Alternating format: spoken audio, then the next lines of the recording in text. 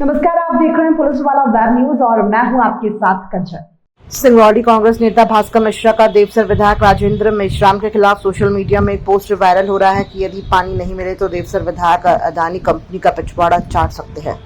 ऐसा बयान भास्कर मिश्रा ने दिया था। उसी के विरोध में राजेंद्र मेश्राम कोतवाली थाने में एट्रोसिटी एक्ट के तहत मामला दर्ज कराया है। वहीं बताया जा रहा है कि अपनी मदद के लिए एक ठेकेदार ने भास्कर मिश्रा को फोन कर थाने बुलाया कि हमारी मदद करिए। जैसे ही भास्कर मिश्रा कोतवाली थाने पहुंचे, कोतवाली पुलिस उनको गिरफ्तार करके कहा कि आपके खिलाफ विधायक राजेंद्र मेश्राम ने एट्रोसिटी एक्ट के तहत मामला दर्ज कराया है। जैसे ये खबर पत्रकारों को लगी तो सोशल मीडिया में खबर चलने लगी। उसके बाद कांग्रेस के तमाम नेता जिनमें राम अशोक शर्मा, अमित द्विवेदी, अनिल सिंह, राम शिरोमणि शाह, सीपी शुक्ला, अनिल सिंह कोतवाली थाने पहुंचे। कुछ ही देर बाद कागजी खाना पूर्ति करके भास्कर मिश्रा को मेडिकल के लिए अस्पताल ले जाया गया। अस्पताल से उन्हें न्यायालय में पेश किया गया है। देखना यह है कि भास्कर मिश्रा को जमानत मिलती है या फिर वो जेल जाते हैं। नगर पुलिस अधीक्षक पुन्नू सिंह परस्ते ने कहा कि विधायक राजेंद्र मेश्राम ने भास्कर मिश्रा के खिलाफ एट्रोसिटी एक्ट के तहत मामला दर्ज कराया है। उसी के संबंध में उनकी गिरफ्तारी हुई है, उनको न्यायालय में पेश किया जा रहा है। इस पूरे मामले में आवेदक कौन है और किस तरह की टिप्पणी किए थे, अगर कुछ?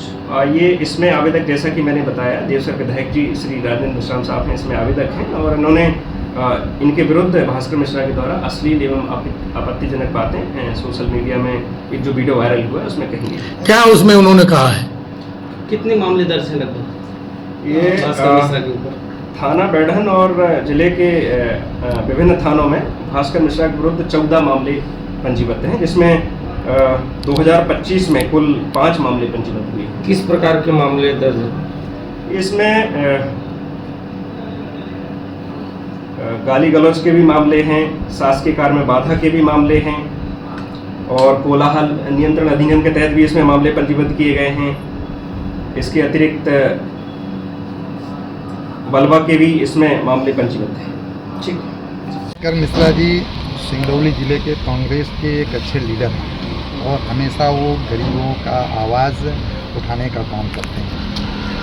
उनके आवाज़ को दबाने के लिए ये भारतीय जनता पार्टी के लोगों ने तानाशाही रवैया अपनाया है। जो आज यहाँ पे सरकार है वो संविधान से हटके काम कर रही है। इनको भारतीय जनता पार्टी के मशीनरी के रूप में ये लोग काम कर रहे हैं। इनको कानून कायदा से कोई लेना देना नहीं है। विधायक जो बोल देगा, मंत्री जो बोल देगा, वो कार्रवाई कर रहे हैं। निश्चित रूप से भास्कर मिश्रा जी के साथ सिंगरौली के आम आवाम है, गरीब है, जनता है।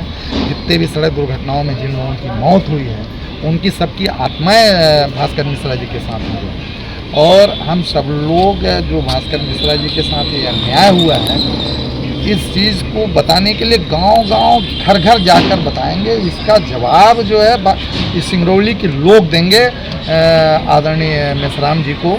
मेश्राम जी एक विधायक हैं, कोई कलेक्टर नहीं है।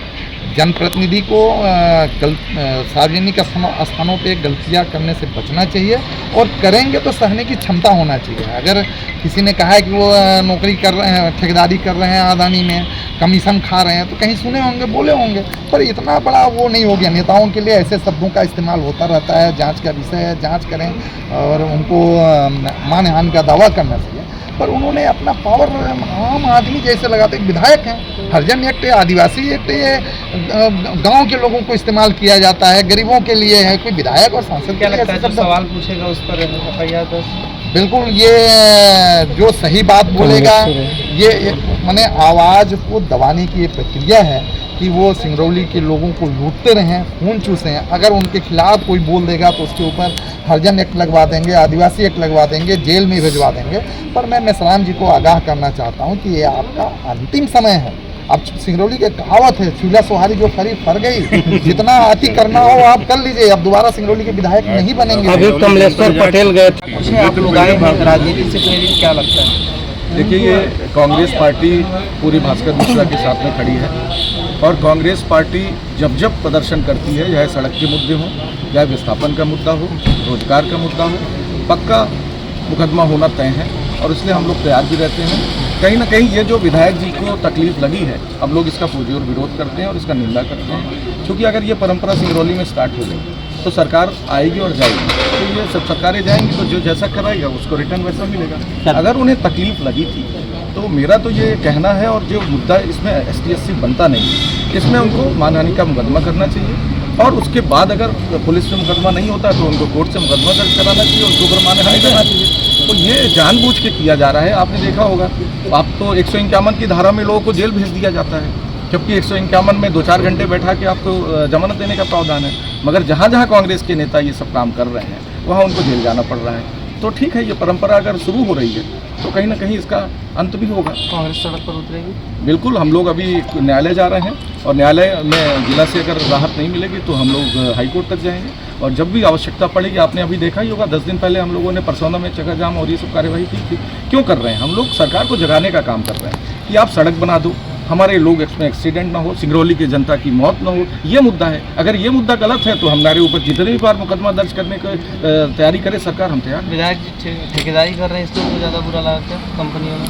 देखिए, विधायक जी और उनके बच्चों के ऊपर ये आरोप लग ही रहा है, तो कहीं ना कहीं आरोप लग रहा है तो कुछ सच्चाई होगी, पूरा इस बात का लगा ही होगा। चलिए, बहुत बहुत धन्यवाद। आप इस पार्टी के तमाम वरिष्ठ नेताओं के साथ में माननीय अमित द्विवेदी जी, रामस्वरूप साहवाल जी, प्रदीप अशोक जी, मनोज दुबे जी, CP शुक्ला जी और राघवेंद्र श्रीवास्तव जी के साथ हम एक PI बढ़न से निवेदन करने आए थे, और दूसरे आगे जनाब भास्कर मिश्रा ने इतना बड़ा कौन सा टेररिज्म का काम किया है कि उनको इतनी बड़ी कार्रवाई की जा रही है, तो संतोषजनक पुलिस की कार्रवाई पर हम लोग जो है विरोध करते हैं, इस कार्रवाई की निंदा करते हैं। भास्कर मिश्रा ने शायद किसी फेसबुक लाइव आके देवसर विधायक के खिलाफ कुछ अडानी के पक्ष में काम करने के खिलाफ कुछ प्रतिक्रिया व्यक्त की थी, लेकिन भास्कर मिश्रा के प्रतिक्रिया पर हम सब लोगों ने चर्चा करने के बाद निर्णय नहीं लिया है कि इनके द्वारा कितना बड़ा कृत्य किया गया हो जिससे ये प्रमाणित हो कि हरिजन आदिवासी का मामला बनता। देवसर के सम्मानित विधायक मेष राम जी विधायक अगर हैं तो हरिजन आदिवासी के परिध से ऊपर हैं। अगर ये हरिजन और आदिवासी होते तो इन्होंने अपनी प्रक्रिया की होती तो एक सामान्य बात है। आज हम सब कांग्रेस के लोग हताहत हैं, दुखी हैं, लेकिन एक परंपरा बन रही है। भविष्य में अगर सरकार बदली तो ये सब कांग्रेस के लोग वही काम करेंगे जो भारतीय जनता पार्टी के लोग हमारे कांग्रेस कार्यकर्ताओं के साथ कर रहे हैं। आगे की रणनीति क्या है? आगे की रणनीति हम लोग न्यायालय में जाएंगे, न्यायालय से न्याय की उम्मीद करते हैं। अगर यहाँ से जमानत होती है तो बहुत अच्छा है, हाई कोर्ट तक जाएंगे। समूची कांग्रेस जिले की चाहे A to Z जो भी हो भास्कर के साथ में हैं, उनकी मदद की जाएगी।